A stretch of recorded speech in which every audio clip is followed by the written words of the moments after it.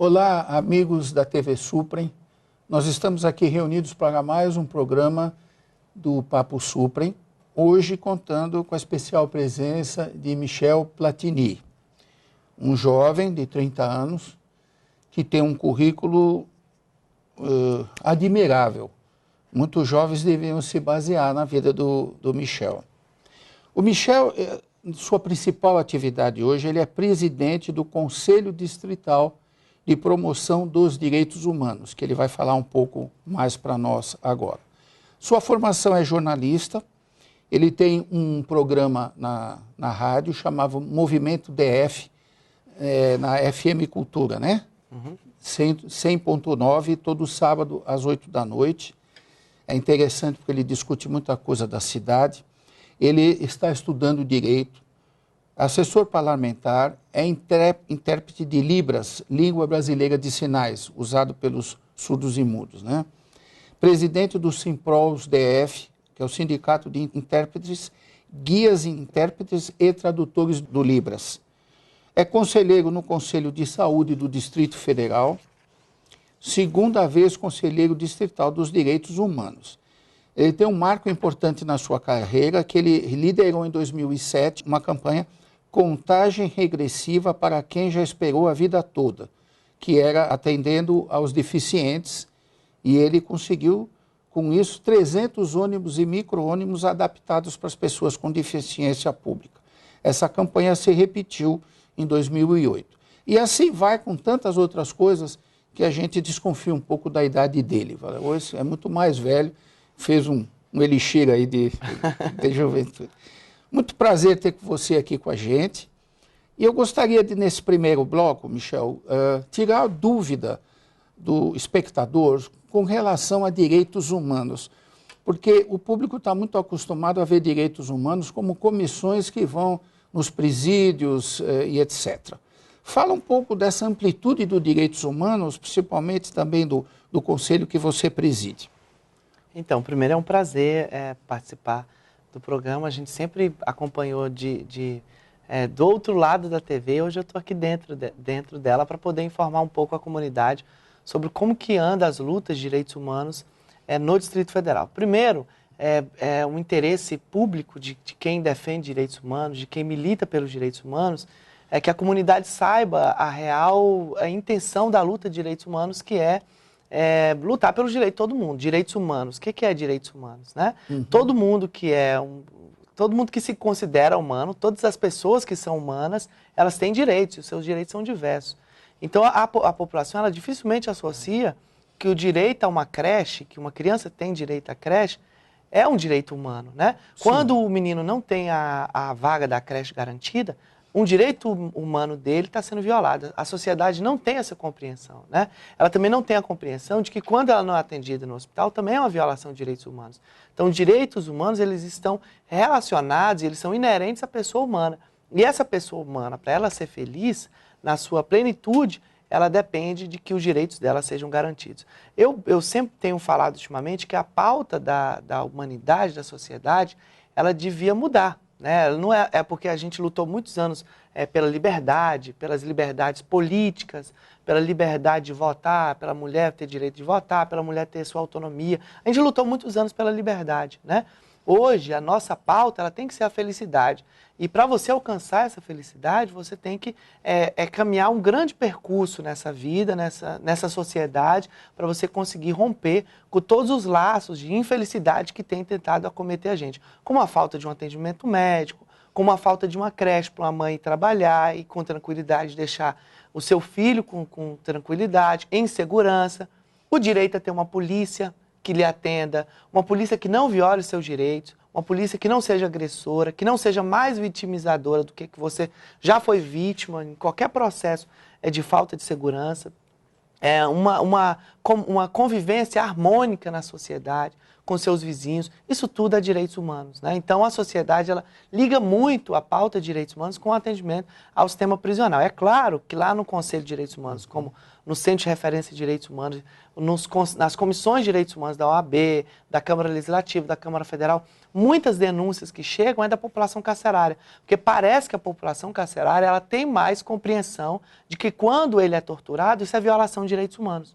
Que os seres humanos eles têm direito a não ser torturado, a ter uma vida digna, a uma vida sem tortura, uma vida sem violações, né? Então ele tem compreensão disso. Agora a dona Maria, que mora em Brasilândia, não sabe que quando um filho dela tem um direito à creche negado, um direito humano dele está sendo violado. Por isso, ela deve sim procurar o Conselho de Direitos Humanos, procurar o Centro de Referência de Direitos Humanos, todos os organismos que lutam pelos direitos humanos para garantir que o direito humano dessa criança seja assegurado. A gente está cansado de tentar reparar o que já foi causado pela sociedade capitalista, consumista, onde um menino que tem um tênis, ele vale mais do que o que não tem um tênis, onde um menino que não tem um tênis, ele se sente menos valorado do que o menino que tem o tênis, onde ele vai para a rua para buscar esse tênis a partir de meios ilícitos, forma, né? De qualquer forma, né? A sociedade, ela cada vez mais tem consumido os seres humanos, e os seres humanos têm cada vez mais querido consumir. Então, essa mesma sociedade consumidora e que não consegue estabelecer, não consegue cumprir os dizeres, né, os ditos dessa sociedade capitalista, ela parte para outros meios. Aí parte para os outros meios, são meios ilegais, a criminalidade, né? Gera violência. Né? Gera violência. Então a gente tem que reparar isso tudo. E reparar isso tudo é com a certeza e a garantia e a compreensão de que todos nós estamos amparados pela luta e pela proteção dos direitos humanos. Me fala um pouquinho, você como presidente do Conselho Distrital de Promoção dos Direitos Humanos, qual que é a função desse conselho? Então, o conselho é um órgão que tem 32 membros, 16 do poder público, 16 da sociedade civil. Os 16 membros da sociedade civil são eleitos na conferência e os 16 membros do poder público, eles são de diversos órgãos. O Ministério Público tem 2 promotores que representam o Ministério Público, o TJDF tem 2 juízas que representam o TJ, aí várias secretarias, Secretaria de Saúde tem representantes, Secretaria de Educação, Defensoria Pública tem 2 defensores públicos. Então você tem diversos órgãos lá que recebem denúncia, que atuam sobre cada denúncia individual que chega no Conselho e também atua sobre os direitos humanos da coletividade.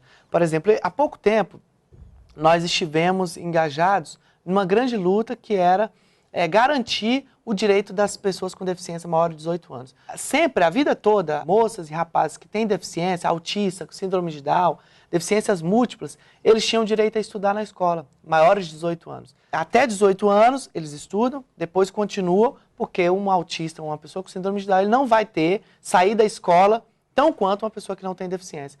Então, o governo falou que não ia mais receber a matrícula dessas crianças, desses adultos, sim, dessas pessoas com deficiência. O Conselho de Direitos Humanos não aceitou isso. Nós editamos uma resolução, nós partimos a campo para dialogar com a sociedade a necessidade que tem de que essas pessoas com deficiência tenham direito à escolarização e que a escolarização chegue de uma forma diferente para ela. Por isso, ela vai ser assistida da forma que ela precisa ser assistida. Você que nos assiste já está entendendo a importância dos direitos humanos e a gente vai discutir no próximo bloco como recorrer a esse conselho.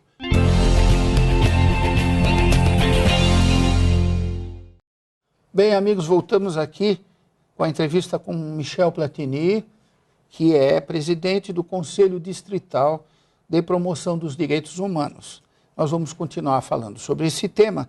E eu gostaria, já que você falou no primeiro tema, falasse um pouco sobre o problema dos direitos de deficientes e etc. E também daquela campanha de ônibus e outras coisas.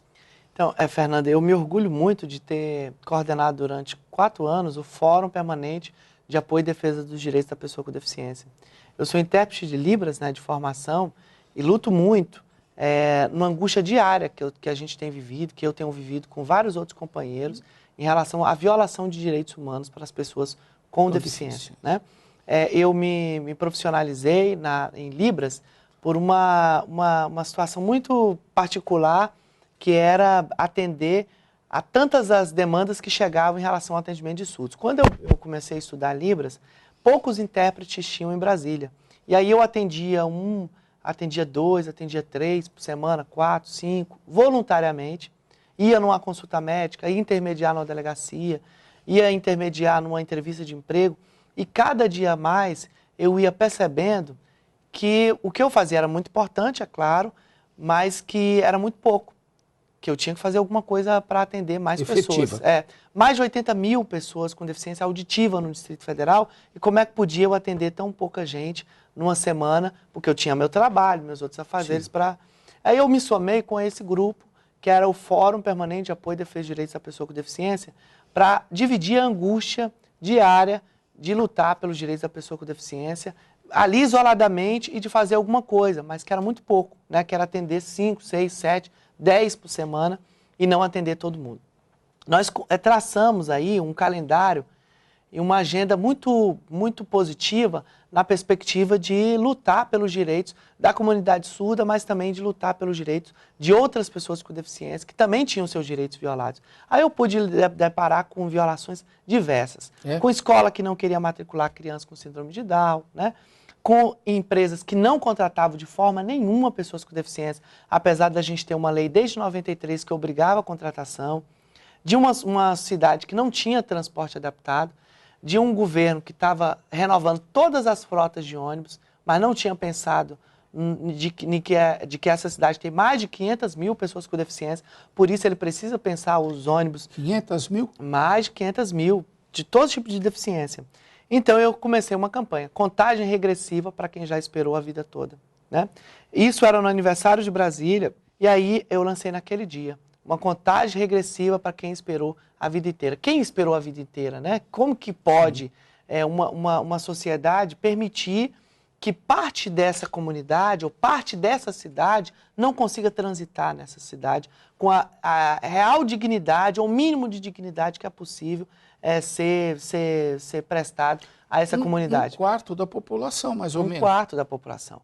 Aí um quarto dessa população de Brasília, ela ficava prisioneira das suas casas.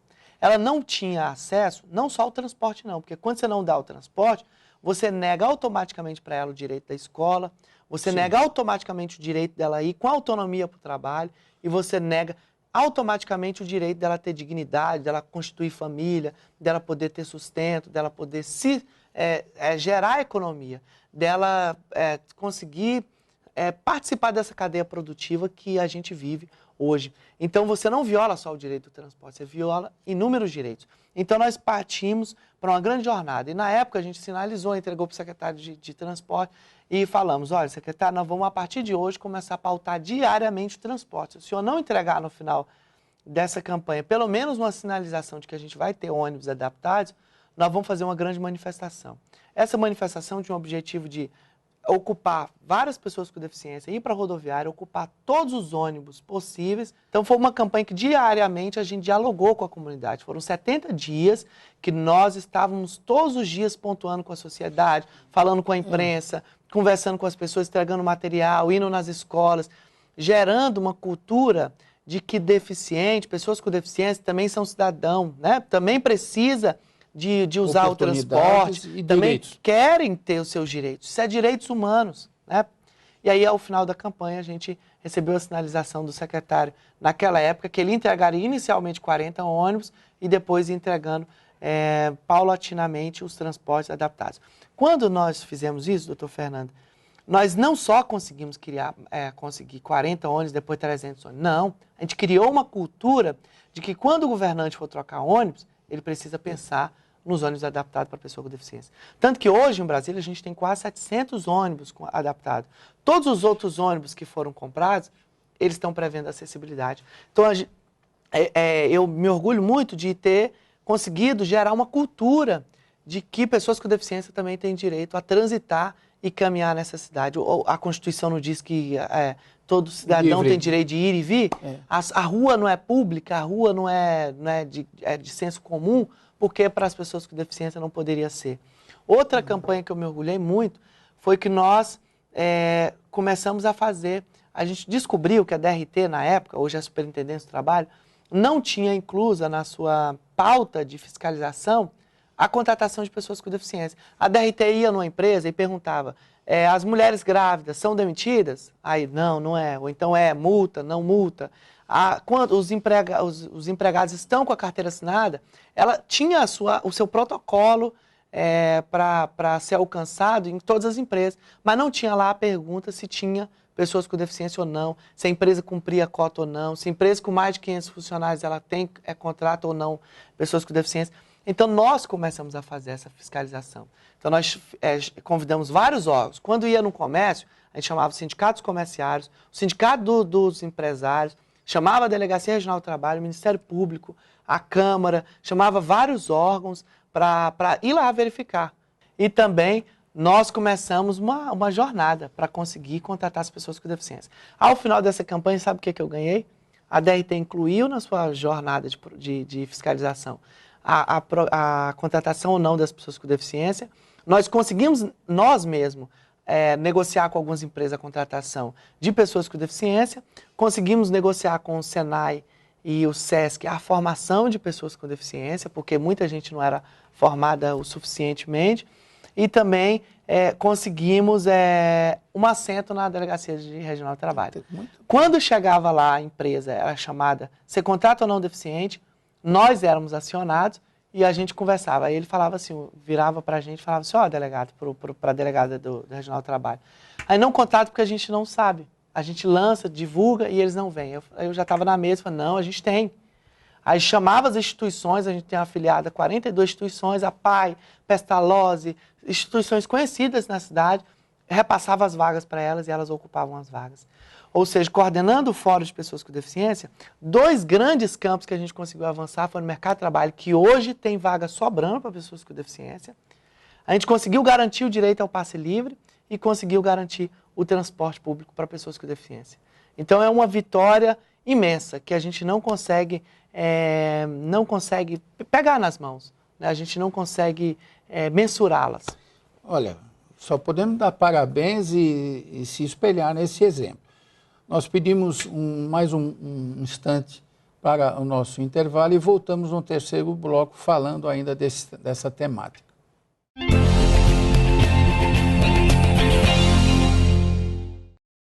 Bem, amigos e amigas, nós voltamos para esse nosso último bloco, infelizmente, porque tem tanta informação interessante, para a gente falar um pouco sobre o Libras e a ABRA, a Associação do Jovem Adolescente do Futuro, né? Então, fala um pouquinho para a gente sobre o Libras, que é uma palavra nova para mim e para muitos. Então, Fernando, poucas pessoas conhecem, né, Libras, né? Libras é a língua brasileira de sinais, e que é uma língua nova, que foi oficializada pelo presidente Lula como segunda língua do Brasil, né? O Brasil tem uma segunda língua, oficialmente. Então, eu me considero bilíngue. Então, é mundial? O sinal é mundial? Brasileira, língua brasileira de sinais. E aí cada país tem a sua língua, né? Língua americana de sinais, língua francesa de sinais. E aí, aqui no Brasil mesmo a gente tem sotaque, Libras tem sotaque. E muitas pessoas conhecem Libras por conta daquela presença do intérprete, aquela telinha, né, pequenininha aqui no cantinho do intérprete de Libras. Mas pouca gente sabe da importância que tem esse profissional para a sociedade, né? Um sonho que eu não consegui realizar, eu vou realizar porque eu estou ainda com 30 anos, é ver nas TVs locais do Distrito Federal, ver nos jornais locais do Distrito Federal a presença de intérpretes de Libras. É ver também nas campanhas publicitárias do governo, também a presença do intérprete de Libras ali. O intérprete de Libras garante a informação para o surdo. Como Libras ela é uma outra língua, uma segunda língua, e ela tem o seu contexto gramatical próprio, então os surdos pouco entendem do que é falado na sociedade, ele pouco entende da leitura que é feita. Então, os intérpretes eles conseguem contemplar mais, eles conseguem informar melhor. E aí, a falta desse profissional, ela é violadora de direitos humanos.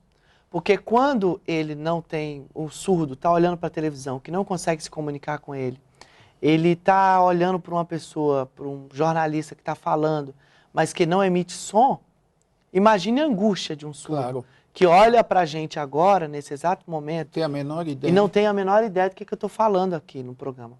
Então, você tem ideia da angústia dessa pessoa que não sabe o que a gente está falando, que queria saber o que a gente está falando, é isso que eles vivem, né? Então o meu sonho é que todos os canais, todas as TVs, inclusive essa, né? Inclusive a Suprem, né? TV Suprem. TV Suprem tenha também a presença de um intérprete de Libras na sua cadeia integral, na sua grade integral, para que os surdos consigam ter acesso às informações que são prestadas aqui, que são tão importantes e tão relevantes para a sociedade. Para o senhor ter noção, eu diariamente recebo lá no nosso escritório surdos que vão perguntar, ele vê uma matéria no jornal falando da HPV, está tendo vacinação da HPV. Ele não manda a filha dele para vacinar. Por que ele não manda? Porque ele não sabe. Ninguém explicou para ele por que ela tem que vacinar HPV, o que é HPV, né? Então ele não vai. Um período que eu mais recebi surdos lá no meu escritório era quando teve aquele referendo popular, né? Pelo sim, pelo não do desarmamento. Eles não sabiam o que era. Se eles não conseguem compreender bem não pode atuar. A eleição, imagine o referendo popular. Então, sem a presença do intérprete de Libras, um surdo não consegue registrar uma ocorrência numa delegacia, não consegue ir numa consulta médica. Imagina o senhor ficar doente e estar sem voz. Como é que o senhor iria falar para o médico o que você está sentindo? Mas o senhor não sabe escrever, não. Estou falando assim, porque né, aí é difícil. Então, a gente tem que ter a presença de intérprete de Libras, né? Para além disso, eu tenho uma luta muito grande, que é a Associação de Educação do Homem de Amanhã de Brasília, que é a ABRA, né, conhecido como ABRA. Eu conheço já há muitos anos como Guardinha, eu estudei lá no Guardinha, e o Guardinha foi fundamental na minha formação, não só na minha formação acadêmica, mas na minha formação política e a minha formação cidadã, porque é lá que eu pude compreender... O que é Guardinha? Guardinha, que é essa associação, né? Uma Associação de Educação do Homem de Amanhã de Brasília, que forma profissionalmente adolescentes, que atende um público de 14 até 17 anos, forma esses adolescentes e depois encaminha para o mercado de trabalho. O Guardinha, ele é assim, os adolescentes sempre chegaram, tomavam um café da manhã, almoçava, tinham acompanhamento de profissionais como assistentes sociais, psicólogos, na sua rotina de adolescente.